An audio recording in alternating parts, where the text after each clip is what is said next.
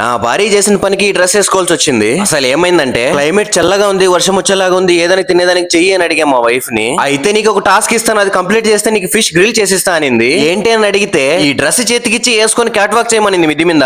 అంతే, ఆ డ్రెస్ వేసుకుని తను అడిగినట్టుగా క్యాట్ వాక్ చేసా. ఈ డ్రెస్ నాకు ఎలా ఉందో ఒకసారి కామెంట్ చేయండి.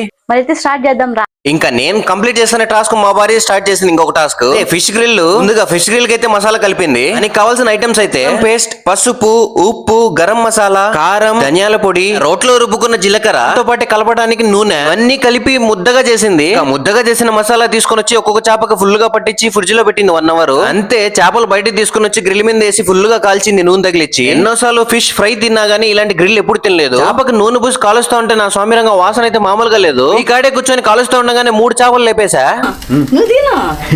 నా భార్యకి పెట్టుకున్నా నేను తింటున్నానని ఫీల్ అయింది నా భార్య. ఫైనల్ గా వీడియో కోసం రివ్యూ చెప్పడానికి ఫిష్ ఫ్రై నా నోట్లో పెట్టింది. మాటగా మాటగానే అదర కొట్టేసింది నా భార్య.